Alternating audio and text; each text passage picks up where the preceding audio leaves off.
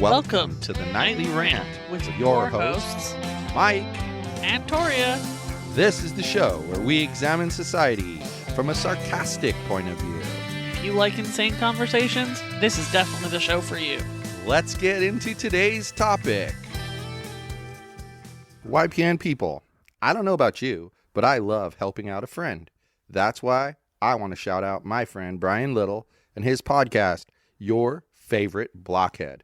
This is the only show that manages to weave together peanuts and MMA into one heck of an amazing podcast. You can find Your Favorite Blockhead wherever your favorite podcasts reside and at yourfavoriteblockhead.com. Do me a huge favor and listen to Brian's show. You'll be entertained and you'll help out a friend. Now, as I said, let's get into today's topic. So the governor of California caved. Apparently. He's trying to make it look like he planned it like this all along. But the problem he has is that there were protests on May 1st. On April 30th, he gave a speech saying how we weren't opening anytime soon and that it was going to take a really long time before we even got to the next section of his plan. Uh-huh. Then there were protests on Friday, and there were protests on Saturday. And late Saturday afternoon, he announced, dun, dun, dun, this Friday, we're opening up a bunch of things. Let's be real. It had nothing to do with your protests and everything to do with the fact that all his quote-unquote co-workers, i.e. the other governors of other states, were bashing him and calling him a fascist. Well, I don't know where they get off calling him a fascist one. I mean, you have a lady in Texas that gets arrested for opening her salon, and then the judge gives her 7 days in jail, but doesn't have an explanation for what law she violated. But I'm not sure that was the governor. The governor controls the police force. The police force is the one who arrested her. Then you got the lunatic in Wisconsin, that lunatic governor in Wisconsin, who's like, you know, let me get this straight. You know, no hairdressers are allowed to be open. None of this is allowed to be open. Well, then why do you have perfect hair? Well, I'm the governor. I'm supposed to have my hair, go to my hairdresser. Or how about the mayor of New York City, who is insistent that everybody wear a mask when they're out and about and that they must be 6 feet apart. It doesn't matter if you're living in the same household or not. Otherwise, he's threatening police activity against you, and then proceeds to go out with his wife holding hands with no mask on in the middle of the city. That's great. And this is the problem that these people have, if you ask me.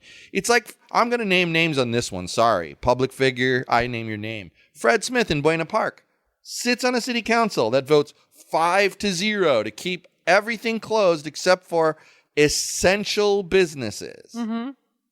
But his business is open. Yes, because his window shop is so essential. And he damn well knows that the reason it's open is because the city's not going to do anything. Do you honestly think that if they got an order at the Code Enforcement Division, a complaint at the Code Enforcement Division, that Fred Smith's glass shop is open and shouldn't be, do you honestly think they would do anything about that? Of course not. I feel like you'd have to complain on a county level, and even they wouldn't do anything about it. Exactly. Depending on who he's pissed off recently. And this is why people get so angry, and it's why I'm so worried about civil war coming. Because then you got people out there saying that protesters are stupid for protesting because you're trying to force what you want on me. Now, we've talked about this before, and we have agreed, so we don't need to beat a dead horse on this, that nobody, not a single person that's advocating opening things up has said make it mandatory for everybody. Nope. Not a single person. Mm-mm. But the other side wants to make all of this stuff mandatory for us and them. Did I tell you? One second. Who were the unreasonable people in that? Come on. Well, yeah. What didn't you tell me? Did I tell you, on a side note, that I was looking through the pictures of the protest in Huntington Beach, and I saw a dude who had a Vermin Supreme for President 2020 sign? No, you didn't tell me that. Oh my God. I thought I was going to die. I was so amused. You know what's funny? What? George and I were having a conversation about president, who we support for president. Was it Vermin? And we both pretty much support the same person. Do you know I support Vermin Supreme for president with my non-voting ability? We don't support Vermin Supreme. I can support who I want. I didn't say you. I said I was talking to George, and I said we agreed on who we support for president, and then I said we don't support Vermin Supreme because I don't support a person whose candidacy is just a joke. His platform is everyone will get a free pony. Clearly a joke. Like clearly wonderful. Just like the guy that's running so he can disband the government the second he gets elected. None of these things are going to happen.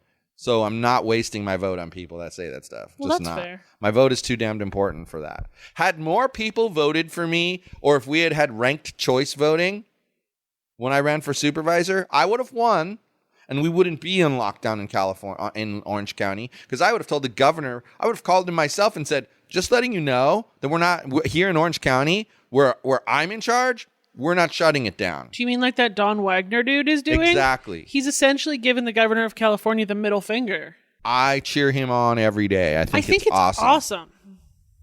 I think it's awesome that the mayor of... No, not mayor. Council member in Newport Beach is suing the state of California over all this bullshit. I think it's awesome that the city of Huntington Beach sued the state of California over all of this bullshit. Yeah, But let me explain something, people.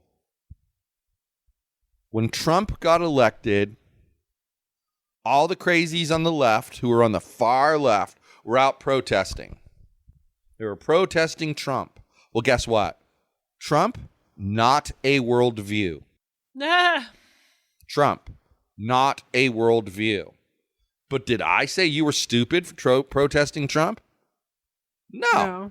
Did I say some of the shit you said was stupid when you were protesting Trump? Of course. But I'm going to tell you that you get into any crowd of people, whether you agree with them or not, and you're going to hear some stupid things. So, insisting that we are allowed to exercise our constitutional rights, that's a worldview. So therefore, when I protest because you're taking away my constitutional rights, I'm protesting something that's a worldview. So now, who's the stupid one? When you protest something that's not a worldview, what are you truly accomplishing? Like, the only way to undo an election is to impeach the president. Mm-hmm. So, like, for example, we went through that whole process with the recall. Who the hell knows what happened there, but it failed. Yes. Should we have been able to just stand outside City Hall with picket signs and protest her and have her leave? I mean, it doesn't work that way. Well, you should be allowed to stand out there and protest, but you can't expect her to leave. It's not going to accomplish the end result that you're looking to have it accomplish. If it makes you feel better, go for it, though. But if I'm going to go outside and call attention to the fact that my rights are being denied, more and more people are going to join in on that. More and more people are joining in on it. And it's like, in the end, you have something that you can accomplish. You can change things. The side that's calling everybody idiots for protesting is all like, they're calling protesters selfish, and they're calling them idiots, and they're just uneducated morons. And I'm just like, okie dokie. So you hurl insults to make yourself feel better because you don't actually have a real argument here. Selfish. Let's break down the argument. Selfish. It's selfish to say, hey, I want the right to be able to go to work. And if anyone is afraid to go to work, employers should be required to let them work from home for a while. That's selfish? Well, I don't think so, Doesn't seem selfish to me. But how about this one? Everyone needs to stay inside, and everyone must stay 6 feet apart, and everyone must wear a mask because I believe that doing those things will stop this virus from spreading. That's selfish. You're having someone do things because you wanted a certain way. We'll classify it more as controlling, but I can see the little bit of selfish in there too. But uneducated. Well, aren't controlling people selfish? They want things their way. Seems like that's the definition of controlling. Is a selfish person. But then let's talk about uneducated. You don't even know what the argument is on the side of the protesters who are protesting. And they won't listen to it. And you won't listen, so that makes you uneducated. And finally, the fact that you won't listen makes you a moron. It's plain and simple. You're the uneducated morons, not the people who are protesting. Now, hold on. Are there people who are protesting for completely wrong reasons? Like, I don't know, their Tinder dates are refusing to meet up with them and have sex with them because quarantine? Yeah, there are. Those are the morons.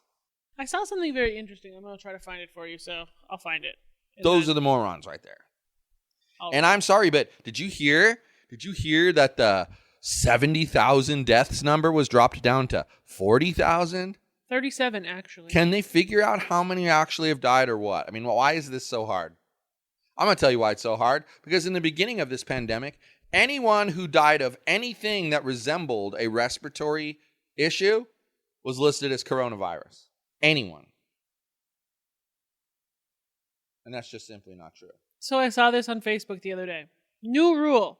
If you're criticizing lockdown protesters, you have to preface your criticism by saying whether you still have an income.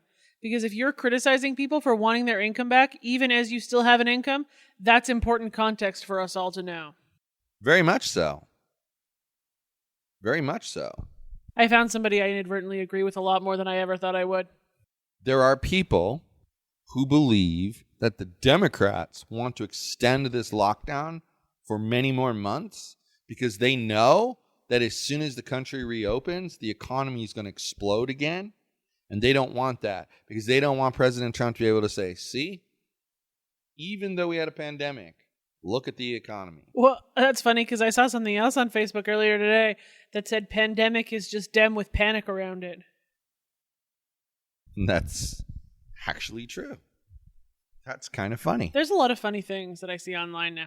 People are starting to make jokes about the pandemic, which means it's probably almost over. Okay. So here's the thing. People are at the end of the rope. Let's transition to a little bit more positive but related topic. What's the first thing that you're looking forward to doing when this pandemic is over? Going miniature golfing with some cool people. Miniature golfing? Mm-hmm. That came out of left field for me. Wow. I like it. Came out of left field. What did you think I was going to say? I didn't think you were going to say that. What would you have expected? Anything but that? Like, that's a weird thing. It almost infers that we miniature golf like all the time. It's fun, and I like to do it. And we're not allowed. No, like I said, I like it. It's fair. I'm not arguing with you. And I swear, if the miniature golf place I like goes out of business because of this dog shit, I'm going to kick someone. Do you know what I want to do? What? I'm going to go to a restaurant, sit my ass down, and get waited on and not have to clear the trash afterwards. That sounds nice.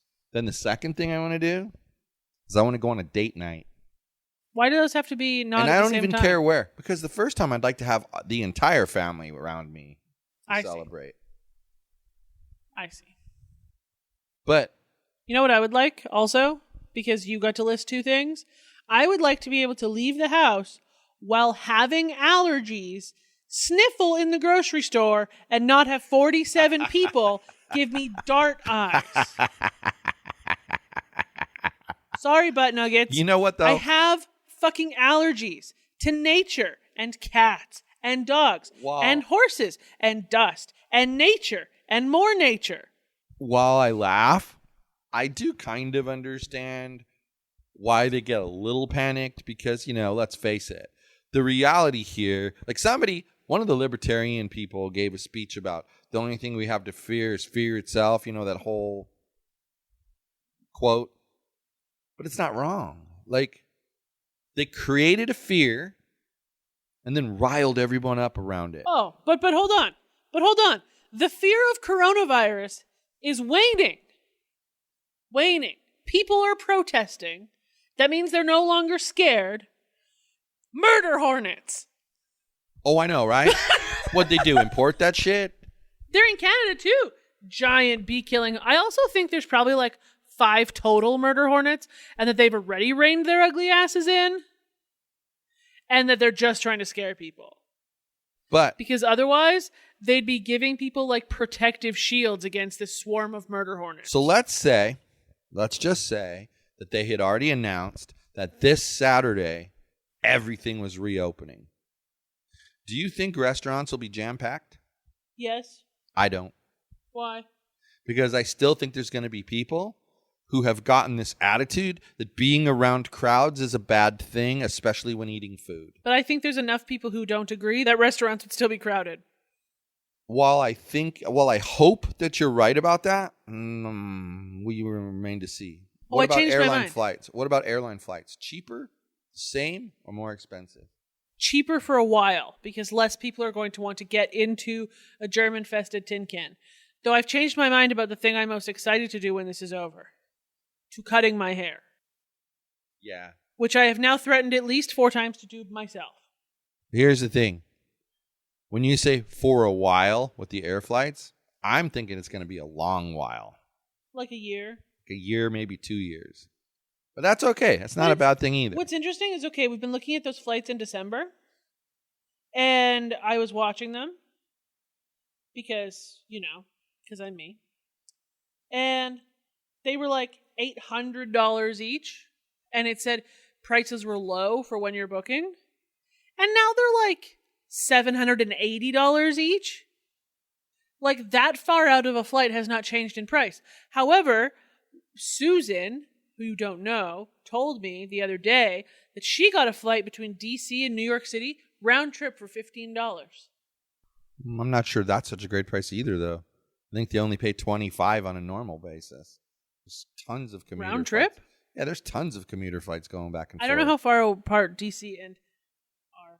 It's a 4-hour car drive, so it's essentially... But our flights to Vegas were like about $100. as far as to Vegas. Our flights to Vegas were about $100 each. But Vegas doesn't have... See, the thing you're forgetting, Washington, D.C., capital of the United States. New York City, that's where the United Nations is, and a whole bunch of other major business entities. They have commuter flights between New York and Washington, D.C. all day long, like every 15 minutes to a half an hour. There's another flight, You're saying a better gauge would be to check the price of a flight to Vegas right now. Yes. Well, that's still half price, though. If they're regularly $25.30, then her getting it for $15 last minute is actually a pretty good deal. Didn't say it wasn't a good deal. Just saying it's not like, wow, I'm so shocked. Because prices are cheap for those because of the commuter issue. I would have thought it would have been at least a $100 flight usually. Because what they do with these things is, okay, you know how we were noticing when we were going to Vegas about how they changed their, the luggage requirements? Yeah. And what luggage you can bring, what luggage you can't bring, what costs you money, what doesn't cost you money. Well, that's because they're trying to make these shorter trips to places like Vegas or San Francisco. They're trying to make it so that if you're a business person, you can get a little bit cheaper flight because you're not bringing a bag. They're kind of trying to address that issue of, hey, I'm not bringing a bag, so why are you charging me so much money? Yeah. But in doing that, they're creating other issues. If I wanted to book a flight to Vegas right now for in July, July popped up on my screen, it'd be $43. Cut this part out. I was going to look it up. But why did you feel the need to interject that right in the middle of what I was saying? Like I literally hadn't finished up, but I haven't even finished my thought yet. Well, it's already been said. Anyway, what the commuter flights do is if you book a commuter flight, there is no luggage, period, because it's a commuter flight. And the idea is, however long it takes to load and unload the plane, that's how long it takes, period. There is no extra time for loading baggage and whatever. Because that plane's just going to turn back around and go back to the other place all day long, back and forth, back and forth, back and forth, back and forth. It's like a shuttle bus between the two major cities. It's interesting. Nice. And how much cheaper was the flight? What flight? The one you looked up that I got annoyed that you interjected in the middle of what I said? $43. Round trip? Mm-hmm. Did you check the baggage requirements? Well, it's the same as the flight we took. So backpack, $43. Half the price and we paid $100 each. Yep. Wow, that's crazy. So we need to keep an eye. At the same time, what the hell's going on in Vegas? Nothing. It's a dead city right now. So we need to keep an eye on the flights for September in case they get that cheap. Yeah, probably should buy them. If they get that cheap. Well, you If they just said don't it was get cheap, then- $43. In July, I would imagine September would be just as cheap. 65 That's not bad either. round trip. Well, I ultimately think that what's going to happen is that a lot of places are like hotels, airlines, whatever, they're going to have to discount their prices. But I also think that those places make such a huge profit as it is that they're not going to really be hurt by that. So they'll make less profit and they'll be able to grow a little slower. But at least they survived. And in a year or two, they'll be right back to normal prices. They're actually going to have to earn their resort fees for a while. Exactly. So those are my thoughts on people who think protesters are stupid and what's going to happen after the pandemic's settled down a bit. Because let's face it, I love the people who say it could continue to be transmitted for a very long time. It's never going to fully die out. Shoot, we still get cases of measles. Yeah, because people don't vaccinate their offspring. Anyway, that's what I think about those things. We know what you thought about them. You got anything else to add? Nope. All right, then. Good night, everyone. Hasta la bye-bye, pretty girl. Thank you for listening to the Nightly Rant. If you enjoyed the show, please give us a 5-star rating on Apple Podcasts or Google Play. If you didn't enjoy the show, please just ignore that previous request for a rating. This has been a Yogi's Podcast Network production.